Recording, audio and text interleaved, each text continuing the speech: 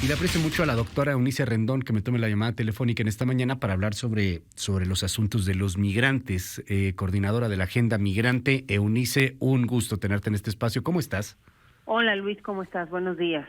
Oye, ¿qué decir sobre a este asunto? De entrada, ¿cuál es tu primera lectura? Ahí hay pues una realidad. Escuchábamos lo que decía el titular de Guardia Nacional, el titular del Instituto Nacional de Migración. Dicen que todo está muy bien, que no pasa absolutamente nada. ¿Qué dices, Eunice? Bueno, mira, creo que primero que nada, Luis, decir que lo que tenemos hoy es una crisis humanitaria y que se está viendo reflejada en ambas fronteras. Hoy estamos viendo mucho en las redes, videos, etcétera, la frontera sur, pero igual tenemos en nuestra frontera norte una concentración muy importante de migrantes.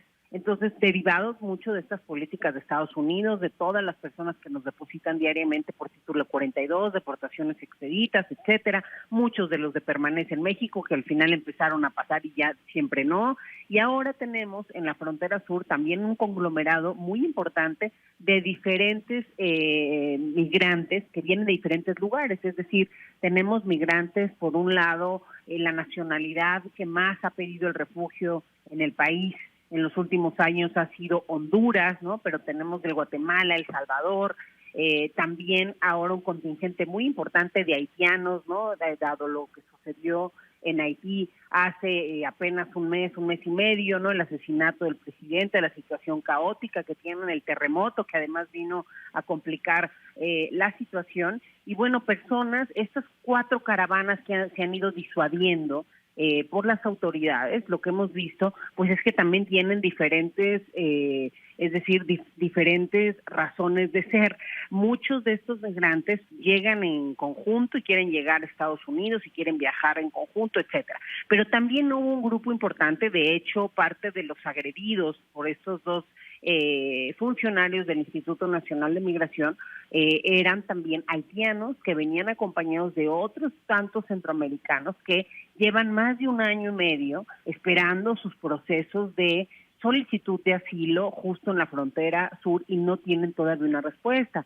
Y aquí me parece que está la gravedad del asunto, es decir, que tenemos una concentración muy importante de migrantes, ¿no? Se calcula que cerca de 50,000 están ahí varados y cada día llegan más en este contingente y no podemos distinguir tampoco la autoridad. Hoy desafortunadamente la Comar, que es la institución encargada de dar el refugio, no tiene, aunque tenga la voluntad, no tiene ni los recursos humanos ni materiales para resolver las solicitudes de refugio que le están llegando. Simplemente, Luis, si vemos el presupuesto de la Comar, ¿no?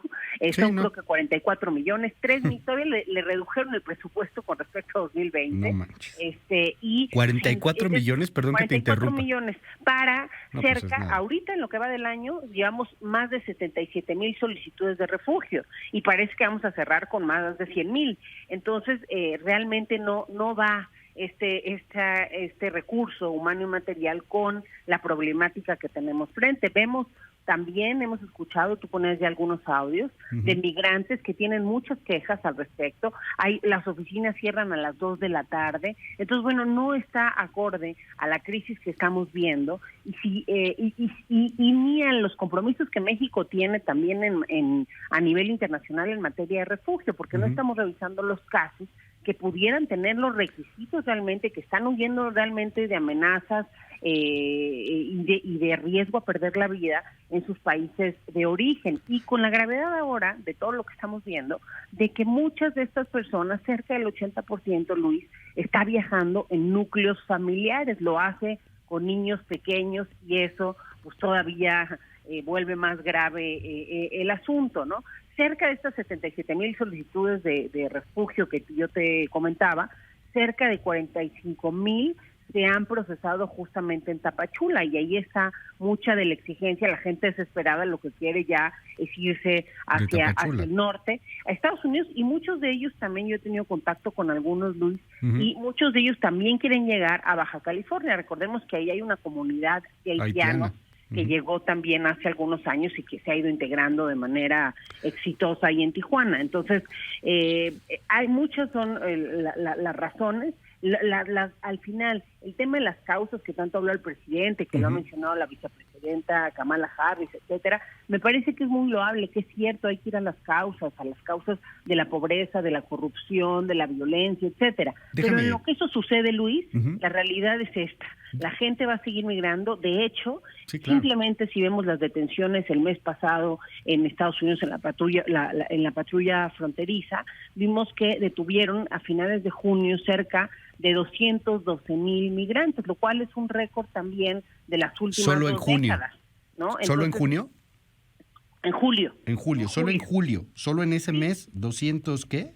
12,000 migrantes fueron detenidos. Si te digo la cifra de enero, por ejemplo, para que veas cómo mes con mes ha ido repuntando. En enero hubo cerca de 70,000, así el mes siguiente 80, 90, 100,000, 120 y cerramos julio. Y la realidad es que estas personas las detienen y las avientan, perdón por el término, pero es lo que pasa, las avientan, las dejan aquí en México, pues, muchas veces simplemente porque sí, ¿no? Aunque sean sudamericanos, aunque sean del Ecuador, de El Salvador, de cualquier otro lado, muchas veces terminan aquí en México.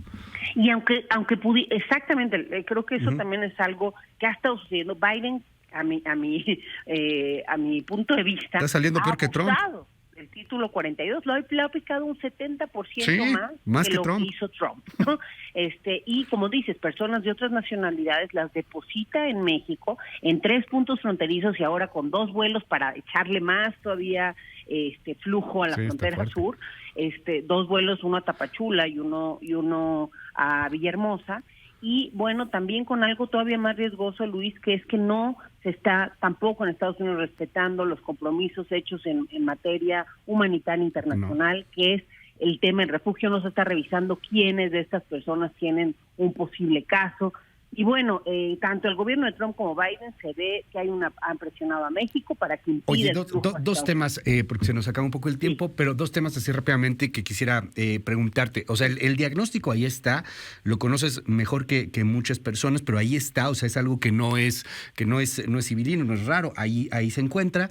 ¿Qué hacemos frente a este asunto? O sea, Biden nos va a seguir mandando migrantes. Los migrantes del sur van a seguir llegando. Haití se destrozó, es que ya no es un país y quieren llegar a México sí o sí para llegar hacia los Estados Unidos. Y a ese súmale todos los demás, inclusive hasta sudafricanos, etcétera. ¿Qué va a pasar? O sea, ¿qué tendríamos que hacer? Porque la bronca va a seguir ahí. Tú nos estás dando una cifra que bueno, pues ahí está, 50,000 personas que podrían estar más o menos en situación ahí de estar varados y esto no va a ser otra cosa más que aumentar. ¿Qué tendría que hacer el gobierno de México en estos momentos? ¿Seguir ateniéndose a ver si nos da lana el gobierno gringo y si se invierte en Sudamérica? Pues suena bien, pero será como de largo plazo, ¿no? ¿Qué es lo que hay que hacer en el corto plazo frente a lo que estamos viendo? Bien, me parece que la situación actual es insostenible y lo que se tiene que hacer es una respuesta integral. Ya veíamos una respuesta tardía de la Comisión Nacional de Derechos Humanos, pero que incluye esta respuesta integral en sus recomendaciones y medidas cautelares, que es que tiene que haber no solamente una contención militar, sino que tenemos que tener a otras autoridades también ahí atendiendo a los migrantes, porque efectivamente para ningún gobierno es fácil que lleguen las personas en masa. Este tipo de migración complica las cosas, pero es muy importante que la respuesta no sea solamente a partir de nuestra Guardia Nacional y de un Instituto Nacional de Migración que busque la contención, sino que también tengamos una respuesta en temas de salud, educación, en temas sociales, en el tema del refugio. A mí ese me parece un punto clave, Luis. Tenemos que urgir a los legisladores, al gobierno, a que aumenten el presupuesto de la Comar, a pesar de que ayuda a ACNUR y que hacen un esfuerzo importante. La realidad es que están completamente rebasados con los números que yo te daba. Hay un crecimiento de 2013 a la fecha de casi 6,000% en las solicitudes de refugio. México cada vez se ha vuelto un país de destino, derivado también de estas políticas de Estados Unidos. Entonces creo que en el momento actual tenemos que dar una respuesta más integral. Tenemos que trabajar con los países de origen y destino, con las organismos internacionales. Ahí vemos metidos a muchos de estos organismos en cómo vamos en este momento a atender a esta masa de personas que vienen llegando de Centroamérica, de aquí, de Cuba, etcétera, para que podamos de manera más organizada y más segura, entonces sí poder ver qué casos requieren verdaderamente el refugio, qué casos requieren otro tipo de apoyo, y cómo ir atendiendo el tema de una forma más humana. Y para cerrar, Eunice, a ver, es que esto digo, tú lo has vivido, tú lo sabes y ahí está el tema, lo vemos aquí en el WhatsApp constantemente. hay un crecimiento en el sentido y en el sentimiento de discriminar. Es que estos llegan, es que están sucios, es que no tienen es que traen enfermedades, es que quitan trabajo, es que son delincuentes. Esto está creciendo y está creciendo y está creciendo y este sentimiento está creciendo en México. Sí, efectivamente vemos como México también es un país racista, sí, ¿no? En el que hemos visto estas actitudes y efectivamente a la gente asusta mucho esto que tú decías, ¿no? Ver grandes contingentes de personas migrantes en sus lugares, eso puede también generar más xenofobia y más racismo y creo que todos tiene que formar parte de esta organización que se tiene que dar también por parte de las autoridades a nivel local, a nivel federal, para que puedan los migrantes estar, pues ahora sí que en lugares más seguros y porque lo que hemos visto es que muchos de ellos están durmiendo pues en la calle, en donde sea, ¿no? Están también con riesgos importantes, ¿por qué no decirlo, Luis?, de adquirir incluso COVID por la manera también insalubre, ¿no?, en la que se encuentran. Entonces, me parece que es muy importante trabajar también de la mano con la comunidad para que, porque en algún momento se ha hecho, Luis, en Suchate, por ejemplo, en algún momento ahí la presidenta municipal, junto con el gobierno federal, trabajaron para que tuvieran algunos empleos temporales, etcétera, y se fue incorporando